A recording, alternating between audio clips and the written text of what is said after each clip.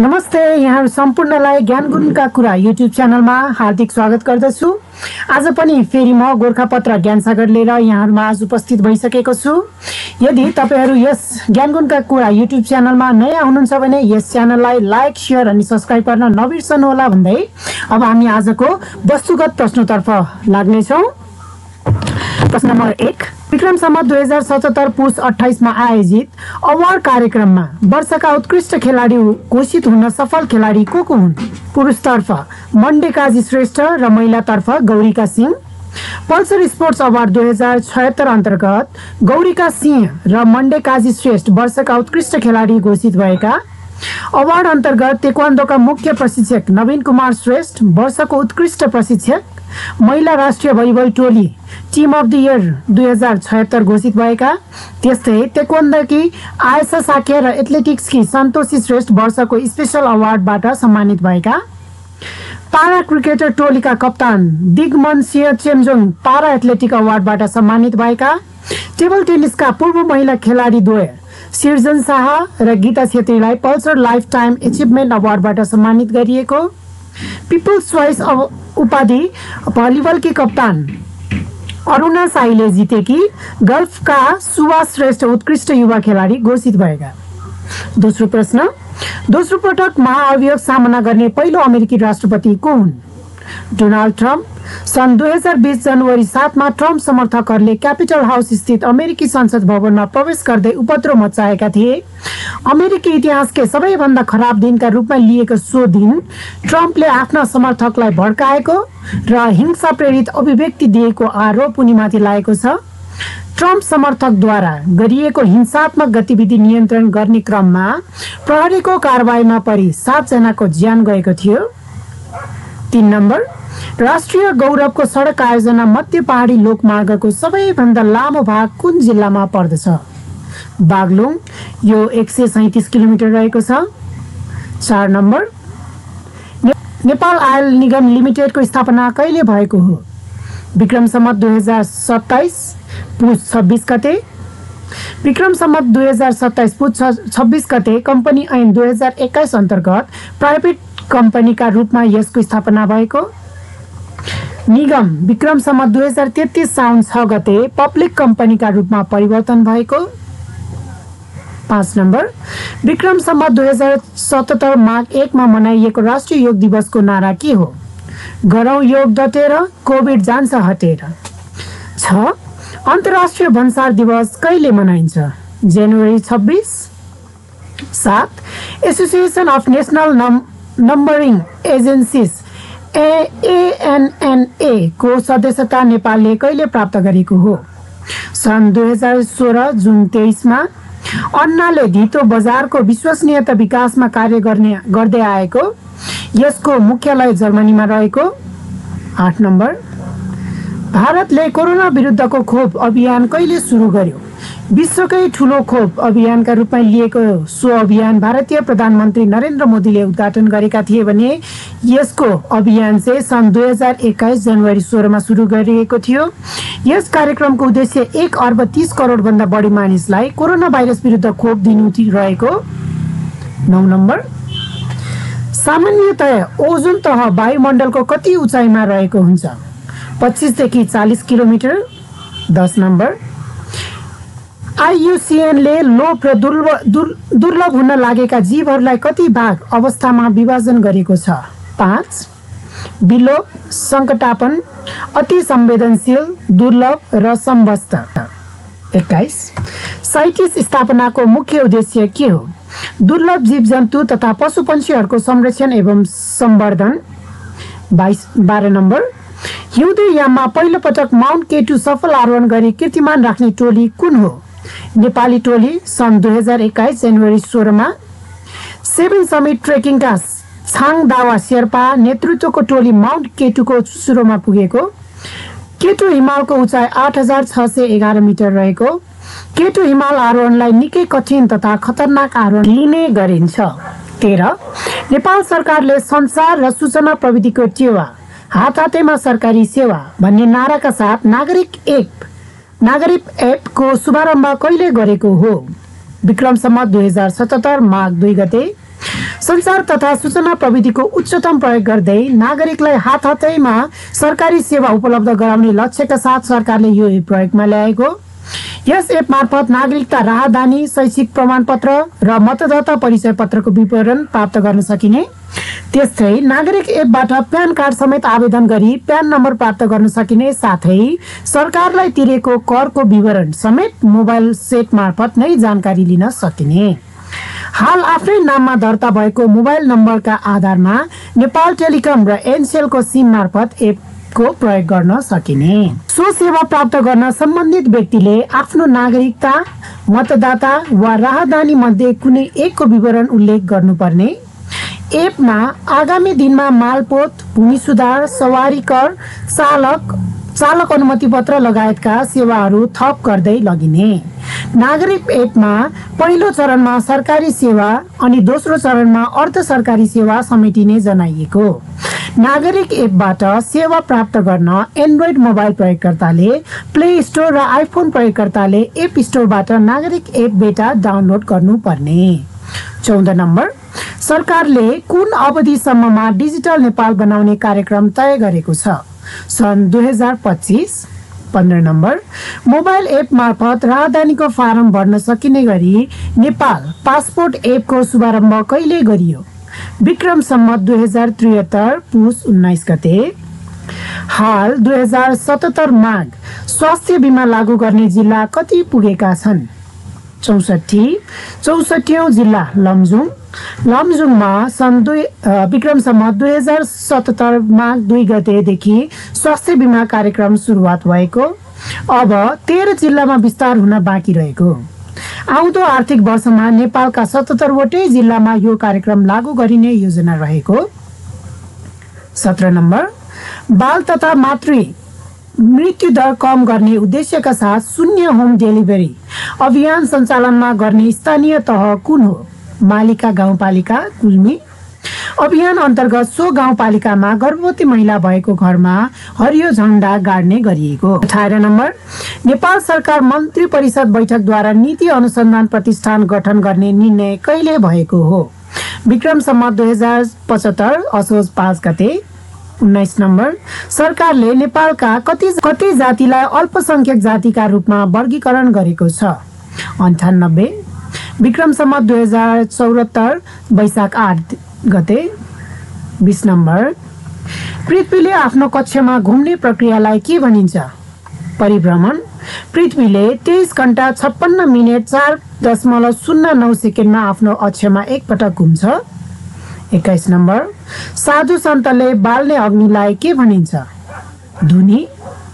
22 number, प्राचीन कालको रामचरित्र मानस र आधुनिक कालको कृष्णयान कुन भाषाका प्रसिद्ध महाकाव्य हुन्? अवधि। 23 नम्बर, व्यापार घाटा भन्नाले के बुझिन्छ? निर्यात व्यापार भन्दा आयात व्यापार बढी हुने। 24 नम्बर, हिम नदीले बगाएर ल्याएको हिमो, ढुङ्गा, माटो, बालुवा, झारपात आदिले नदीलाई रोकी बन्न जाने ताललाई के भनिन्छ? हिमोर ताल। 25 नम्बर, तराई मधेसीका जिल्ला जोड्ने बहुप्रतीक्षित राष्ट्रिय गौरवको हुलाकी मार्ग निर्माण औपचारिक रूपमा कहिले सुरुवात भएको हो? आर्थिक वर्ष 2065-66। हाल 2077 पुससम्म समग्रमा आयोजनाको भौतिक प्रगति 56% पुगेको। आयोजना निर्माण थालनी गर्दा आर्थिक वर्ष 2074-75 सम्पन्न गर्ने भनिए पनि पछि संशोधन गरेर आर्थिक वर्ष 2069-80 पुर्याइएको। आयोजना थालनीमा 1 लेनको मात्र सडक हुने भनिएकोमा यसलाई वृद्धि गरेर 2 लेनको बनाइएको। त्यस्तै पहिले कुल लम्बाइ 1792 किलोमिटर रहेकोमा अहिले करिब 62 किलोमिटर लम्बाइ थप हुन गई 1854 किलोमिटर पुग्ने भएको। अहिलेको जस्तो पूर्ण रूपमा बस्ती विकास भइ नसकेको र यातायातको पहुँच नभएको अवस्थामा वर्षौं पहिले चिठी पत्र बोकेर एक पोस्टबाट अर्को पोस्टमा छिटो पुग्न सक्ने सिधा बाटो नक्साङ्कन गरेर हुलाकी सडक अस्तित्वमा आएको थियो। तराईका प्राय सबै जसो जिल्ला सदरमुकामलाई छुने यो हुलाकी सडकलाई पदम रोड पनि भनिन्छ। भारतको सहयोगमा नेपाल सरकारले यो मार्ग निर्माण कार्य गरिरहेको छ। 26 नम्बर, बडघर प्रथा कुन समुदायमा प्रचलन रहेको छ? थारू। 27 नम्बर, बागलुङको रामरेखादेखि पर्वतको पाङ जोड्ने सिंगल स्पान झोलुङ्गे पुलको लम्बाइ कति रहेको छ? 567 मिटर। 2077 वैशाखमै निर्माण सम्पन्न भएको सो पुलको उद्घाटन 2077 माघ 3 मा राष्ट्रिय सभा अध्यक्ष गणेश तिमल सिन्हाद्वारा गरिएको। यो मुलुककै लामो सिंगल स्थान झोलुङ्गे पुलका रूपमा रहेको नेपालको सबैभन्दा लामो झोलुङ्गे पुल साधनी र दोधरा जोड्ने महाकाली नदीमाथि निर्मित 1452.96 मिटर पुल हो। 28 नम्बर, कुन पर्वत क्षेत्रलाई मोडदार पर्वत क्षेत्र भनी चिनिन्छ? महाभारत पर्वत। मोडदार पहाडको माथि उठेको भागलाई प्रतिनति र तल भासिएको भागलाई सन्नति भनिने। 29 नम्बर, ग्रीष्म ऋतुमा समुद्रबाट जमिनतर्फ र हिउँद ऋतुमा जमिनबाट समुद्रतर्फ बहने वायु कुन हो? मनसुनी वायु। 30 नम्बर, मनसुनी वायु कति प्रकारका हुन्छन्? 2, ग्रीष्मकालीन मनसुन र शीतकालीन मनसुन। 31 नम्बर, शाहवंशीय इतिहासमा सबैभन्दा लामो समय शासन गर्ने राजा को हुन्? श्री 5 त्रिभुवन। आजका वस्तुगत प्रश्नोत्तरका प्रस्तुतकर्ता भने टङ्क केसी रहेका छन्। आजका विषयगत प्रश्नोत्तर भने यस किसिमका रहेका छन्। नेपालमा विद्युत निर्यातको सम्भावना। पहिलो प्रश्न, नेपालमा अपेक्षा गरे अनुसार कृषि क्षेत्रको विकास किन हुन सकेन? कारण लेख्नुहोस्।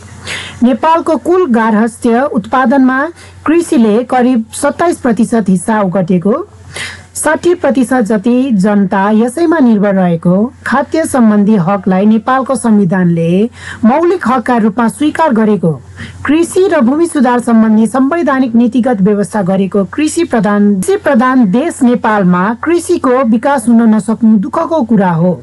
नेपालमा अपेक्षा गरे अनुसार कृषि क्षेत्रको विकास हुन नसक्नुको विभिन्न कारण छन्, जसलाई निम्नानुसार लेख्न सकिन्छ। 1, वास्तविक कृषकको स्वामित्वमा भूमि नहुनु। करिब 80% व्यक्तिहरूको स्वामित्वमा 20% जमिन 20% जति भूमि छ।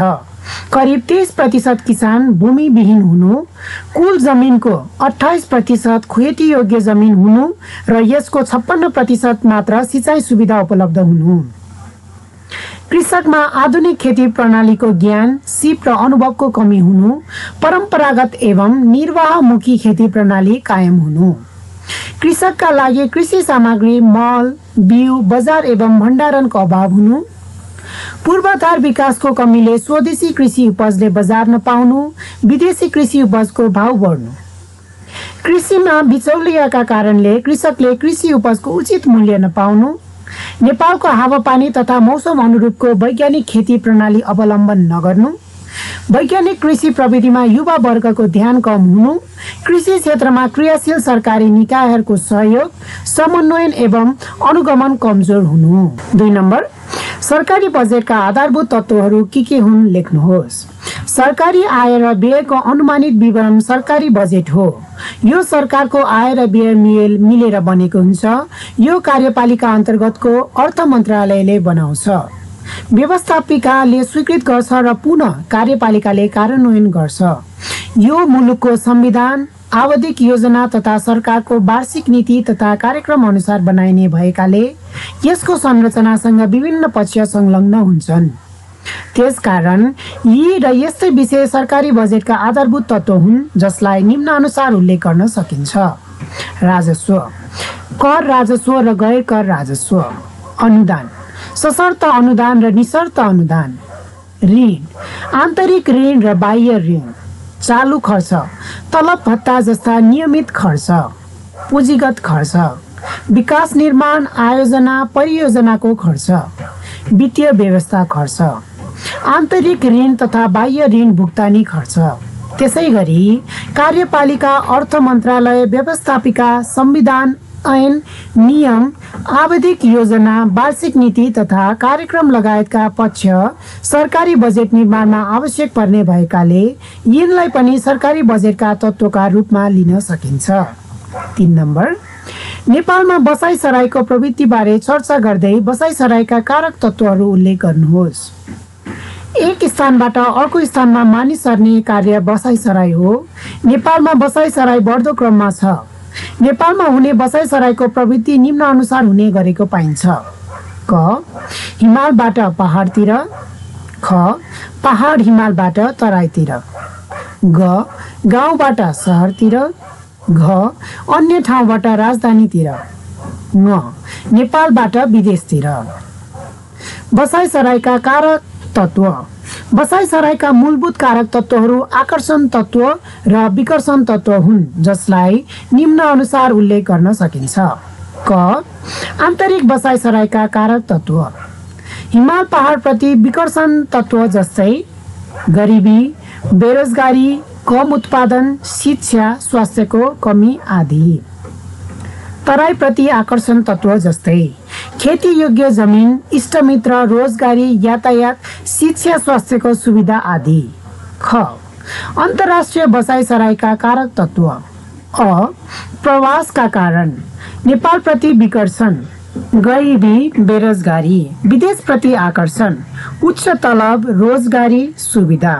आप्रवासका कारण नेपालप्रति आकर्षण, शान्त खुला सिमाना, दक्ष जनशक्ति, मजदुरको कमी, सामाजिक एवं धार्मिक सम्बन्ध।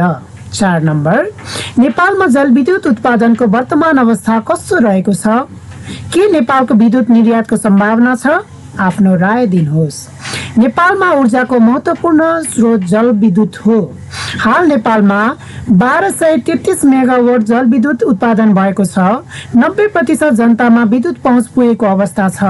चालु 15औं योजना 5000 मेगावाट जलविद्युत उत्पादन गर्ने र 99% जनतामा विद्युत पहुँच पुर्याउने लक्ष्य छ। नेपालमा विद्युत निर्यातको सम्भावना। नेपालमा माथिल्लो तामाकोसी जलविद्युत लगायतका ठुल्ठुला आयोजना निर्माण सम्पन्न हुने चरणमा छन्। यसबाट स्वदेशमा विद्युत पर्याप्त हुने भई विदेश निर्यातको सम्भावना बढेको देखिन्छ। बङ्गलादेश, भारत लगायतका छिमेकी मुलुकमा विद्युत निर्यातको सम्भावना बढेको छ। सरकारले विद्युत निर्यातका लागि आवश्यक पहल सुरु गर्न थालेको अवस्था पनि छ। 5 नम्बर नेपाल बहुधर्म, जात जाति, भाषा भाषी र सांस्कृतिक रूपमा सम्पन्न मुलुक हो। नेपालमा प्रचलित विभिन्न भाषा र संस्कृतिको जगेर्ना र विकास गर्न गरिएका नीतिगत व्यवस्थाबारे प्रकाश पार्नुहोस्। नेपालमा प्रचलित विभिन्न भाषा र संस्कृतिको जगेर्ना र विकास गर्न गरिएका नीतिगत व्यवस्थालाई निम्न अनुसार प्रकाश गर्न सकिन्छ। नेपालको संविधानको धारा 32 मा मौलिक हकका रूपमा भाषा तथा संस्कृतिको व्यवस्था गरी निम्न व्यवस्था गरिएको। क प्रत्येक व्यक्ति र समुदायलाई आफ्नो भाषा प्रयोग गर्ने हक हुने। ख प्रत्येक व्यक्ति र समुदायलाई आफ्नो समुदायको सांस्कृतिक जीवनमा सहभागी हुन पाउने हक हुने। ग नेपालमा बसोबास गर्ने प्रत्येक नेपाली समुदायलाई आफ्नो भाषा, लिपि, संस्कृति, सांस्कृतिक सभ्यता र सम्पादनको सम्वर्धन र संरक्षण गर्ने हक हुने। सांस्कृतिक विविधताको सम्मान गर्दै सामाजिक सद्भाव, ऐक्यबद्धता र सामञ्जस्य कायम गरी राष्ट्रिय एकता सुदृढ गर्ने राज्यको सामाजिक र सांस्कृतिक उद्देश्य हुने। धारा 52। संविधानको धारा 51 ग मा सामाजिक र सांस्कृतिक रूपान्तरण सम्बन्धमा दिएको नीति अवलम्बन गरिएको। क देशको सांस्कृतिक विविधता कायम राख्दै समानता एवं सह अस्तित्वका आधारमा विभिन्न जात जाति र समुदायको भाषा, लिपि, संस्कृति, साहित्य, कला, चलचित्र र सम्पदाको संरक्षण र विकास गर्ने। ख बहुभाषिक नीति अवलम्बन गर्ने। भाषाहरूको संरक्षण, सम्वर्धन र विकासका लागि संविधानमा भाषा आयोगको गठन सम्बन्धी व्यवस्था धारा 287।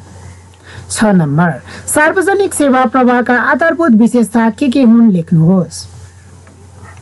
राज्यको तर्फबाट सर्वसाधारण जनतालाई प्रदान गर्ने वस्तु तथा सेवा सार्वजनिक सेवा प्रवाह हो। प्रचलित कानूनका विधि प्रक्रिया अवलम्बन गरेर सेवा प्रदान गर्नुपर्ने भएकाले यो कानूनमा आधारित हुन्छ।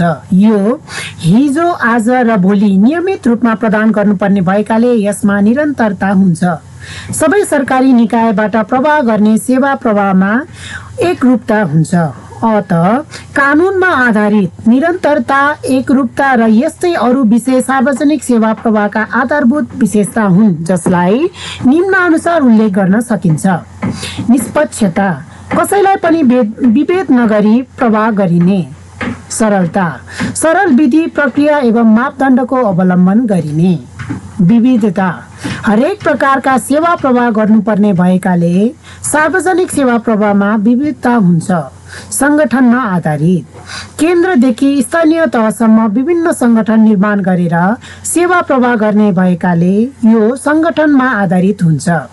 सिद्धान्तमा आधारित, समन्वय, संचार, पदसोपान, नियन्त्रण, प्रतिवेदन लगायतका सिद्धान्तको अवलम्बन गरेर सेवा प्रवाह गर्नुपर्ने भएकाले यो सिद्धान्तमा आधारित हुन्छ। सर्वव्यापी, सेवा प्रवाह सबैभन्दा सबैतर्फ र सबैजनालाई प्रवाह गर्नुपर्ने भएकाले यो सर्वव्यापी हुन्छ। स्वदेश विदेश, मानिस जन्मनु पूर्वदेखि मृत्यु पर्यन्तसम्म सेवा आवश्यक पर्छ। सर्वस्वीकार्यता, सबैले लिनुपर्ने, सबैलाई आवश्यक पर्ने भएकाले यसलाई सबै नागरिकले स्वीकार गर्दछन्। गुणस्तरीयता, सार्वजनिक सेवा प्रवाहमा गुणस्तरीयता कायम हुन्छ। परिवर्तनशीलता, समय सन्दर्भ बमोजिम सेवा प्रवाहमा सुधार गर्नुपर्ने, नयाँ सेवा प्रवाह गर्नुपर्ने भएकाले यो परिवर्तनशील हुन्छ। जस्तै अहिलेको पासपोर्ट सेवा, अहिलेको विद्युतीय भुक्तानी सेवा, अनलाइन सेवा आदि परिवर्तनशील सेवा हुन्। पारदर्शिता, सेवा प्रवाहमा ढिलासुस्ती, अनियमितता गर्नु हुँदैन। सेवामा समान पहुँच हुनुपर्ने भएकाले यसमा पारदर्शिता हुन्छ। 7 नम्बर, कार्यालय सञ्चालन तथा व्यवस्थापनमा दर्ता चलानीको महत्त्व उल्लेख गर्नुहोस्। कार्यालय सञ्चालन तथा व्यवस्थापनमा दर्ता चलानीले बहुआयामिक महत्त्व राख्छन् जसलाई निम्नानुसार उल्लेख गर्न सकिन्छ। दर्ताले कार्यालयका चिठीपत्र एवं कागजातहरूको प्रारम्भिक अभिलेख र चलानीले अन्तिम अभिलेख राख्न मद्दत पुग्ने। कुन पत्र कहिले कहाँबाट प्राप्त भयो र त्यसको जवाब कहाँ कहिले पठाइयो सो बारे जानकारी प्राप्त गर्न सकिने। कार्यालयमा प्राप्त पत्रको कारबाही के कस्तो भएको छ सो बारे जानकारी प्राप्त गर्न सकिने। कार्यालयमा प्राप्त पत्रको सुरक्षा गर्न सकिने। कार्यालयमा प्राप्त पत्र हराउने सम्भावना कम हुने। यदि पत्र हराएमा दर्ता र चलानी किताबबाट जानकारी प्राप्त हुने। जस्तै पत्रको दर्ता नम्बर, चलानी नम्बर, पत्रको मिति, पत्र संख्या, पत्रको विषय आदिबाट पत्रको खोजी गर्न सकिने। पत्र पाउने कार्यालयले पत्र बुझेको भरपाई हुने। आवश्यक पर्दा उक्त भरपाई प्रमाण हुन सक्ने। पत्र हराएमा पुनः अर्को पत्र तयार गर्न सरल हुने। 8 नम्बर, नेपालको प्रधान न्यायाधीश तथा सर्वोच्च अदालतका न्यायाधीशको नियुक्ति र योग्यता सम्बन्धमा नेपालको संविधानमा के कस्तो व्यवस्था छ लेख्नुहोस्। नेपालको संविधानको धारा 129 मा नेपालको प्रधान न्यायाधीश तथा सर्वोच्च अदालतका न्यायाधीशको नियुक्ति र योग्यता सम्बन्धी निम्न व्यवस्था छ। सर्वोच्च अदालतमा नेपालको प्रधान न्यायाधीशका अतिरिक्त बढीमा 20 जना न्यायाधीश रहने। संवैधानिक परिषदको सिफारिसमा प्रधान न्यायाधीशको र न्याय परिषदको सिफारिसमा सर्वोच्च अदालतका अन्य न्यायाधीशको नियुक्ति राष्ट्रपतिबाट हुने व्यवस्था छ। प्रधान न्यायाधीशको पदावधि 6 वर्षको हुने र प्रधान न्यायाधीशको पद रिक्त भएमा वा कुनै कारणले प्रधान न्यायाधीश आफ्नो पदको काम गर्न असमर्थ भएमा वा बिदा बसेको वा नेपाल बाहिर गएको कारणले प्रधान न्यायाधीश सर्वोच्च अदालतमा उपस्थित नहुने अवस्था भएमा सर्वोच्च अदालतको वरिष्ठतम न्यायाधीशले कायम मुकायम प्रधान न्यायाधीश भई काम गर्ने व्यवस्था छ। नेपालको प्रधान न्यायाधीश पदमा नियुक्तिका लागि योग्यता। सर्वोच्च अदालतको न्यायाधीश पदमा कम्तीमा 3 वर्ष काम गरेको। सर्वोच्च अदालतको न्यायाधीश पदमा नियुक्तिका लागि योग्यता। कानुनमा स्नातक उपाधि प्राप्त गरी उच्च अदालतको मुख्य न्यायाधीश वा न्यायाधीशको पदमा कम्तीमा 5 वर्ष काम गरेको। कानुनमा स्नातक उपाधि प्राप्त गरी वरिष्ठ अधिवक्ता वा अधिवक्ताको हैसियतमा कम्तीमा 15 वर्ष निरन्तर वकालत गरेको। कम्तीमा 15 वर्षसम्म न्याय वा कानुनको क्षेत्रमा निरन्तर काम गरी विशिष्ट कानुनविद रूपमा ख्याति प्राप्त गरेको। न्याय सेवाको राजपत्राङ्कित प्रथम श्रेणी वा सोभन्दा माथिल्लो पदमा कम्तीमा 12 वर्ष काम गरेको। आजका विषयगत प्रश्नोत्तरका प्रस्तुतकर्ता भने हेमचन्द्र शर्मा रहेका छन्। यहाँहरूलाई यस भिडियो हेरिदिनु भएकोमा धेरै धेरै धन्यवाद छ र हाम्रा ज्ञानगुणका कुरा युट्युब च्यानललाई तपाईँहरूले साथ र सहयोग गरिदिनुहुन्छ भन्ने आशा राख्दै आज यहाँहरूबाट बिदा हुन्छु। हस्त नमस्ते।